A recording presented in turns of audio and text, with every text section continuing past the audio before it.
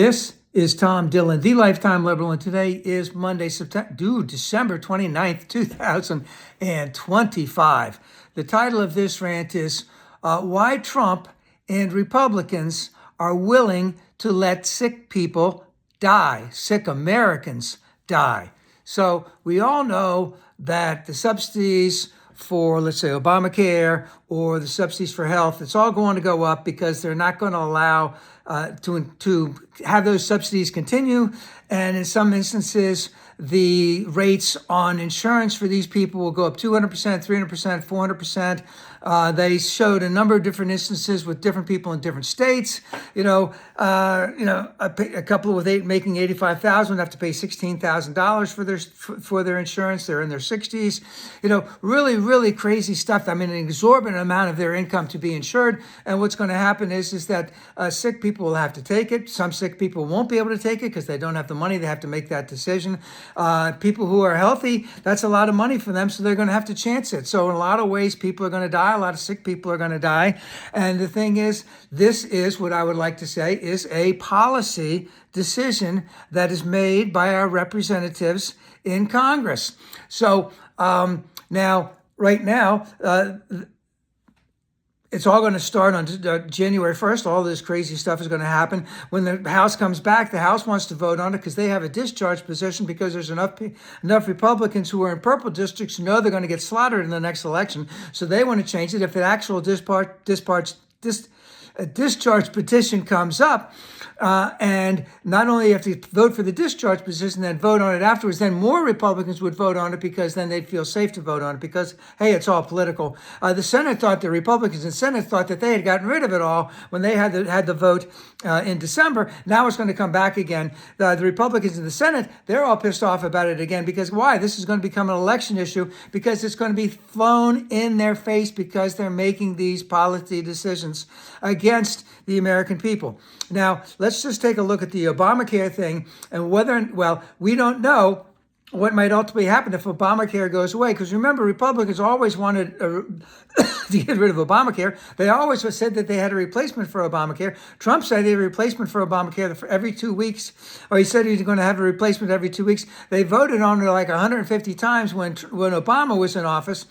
And they never, ever came up with anything that was better than Obamacare, or Obamacare, as I like to call it. Now, at the same time, let's realize that Obamacare was a big cop-out. I won't say the big cop-out, a big enough cop-out, because it let the insurance companies, et cetera, and all of them, pharmaceuticals, they were going to make gobs of money. So it was a trade-off. What was the trade-off that we got? That everyone had to be insured. You could not be turned down for pre-existing conditions, that kids could stay on their parents' policies until they were 26 years old. And then if you had a job where you bought the ACA or Obamacare, that if you quit that job, you could take that with you, which was not the case before. It was not something beforehand because all insurance is really provided by the companies that you work for. So again, these were great things that happened, but will they go away? I'm not really sure. But at the same time, as we see, this is becoming a very, very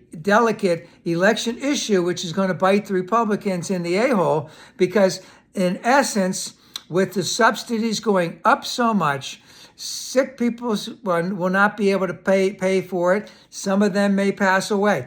Healthy people won't want to pay for it. They'll be taking a chance. Well, guess what? Things happen.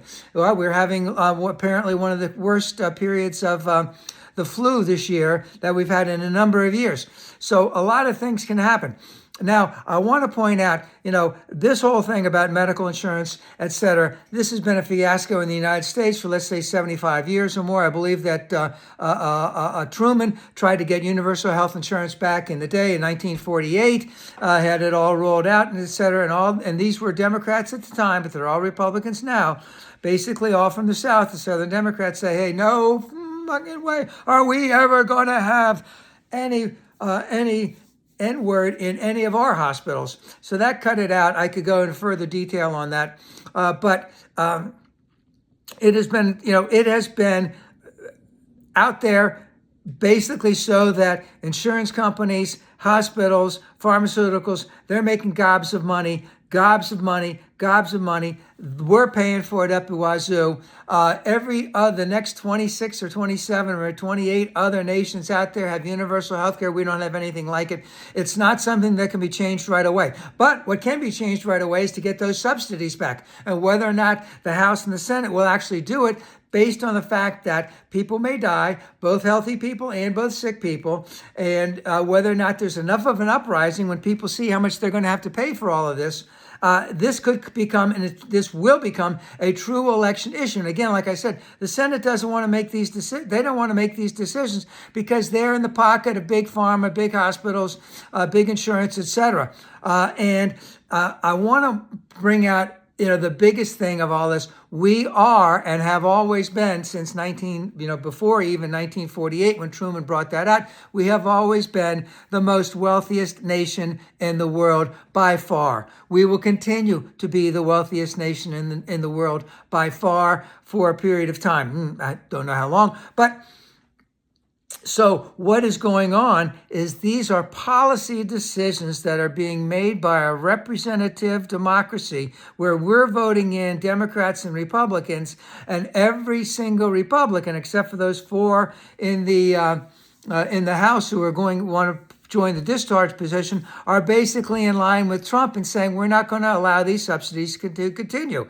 Again, policy decisions made by Republicans, because every single Democrat is lockstep in line that we need to continue these subsidies. We need to do this. We need to do more for the average working American to bring healthcare costs down. Obamacare was one of the things that was done. It was a first step or a second, a little step, a baby step. Maybe it's a medium-sized step. I don't know. But a lot more still has to be done. And the thing is, when you have Republicans who basically are saying we are willing to let Americans die, some sick because they don't have enough money to afford the new costs, and some who are healthy because they don't have enough money to afford the new healthcare costs and are willing to take a chance because they think they're healthy and things might happen. This is going to bite the Republicans in the ass. And at the same time, like I said many times, this is a policy decision, and all the Republicans are against it, and except for those few, and then all Democrats are for it. And we can do better as a nation. I call on my sisters and brothers, especially on the conservative side. This is killing your sisters and brothers who are who are basically politically aligned with you.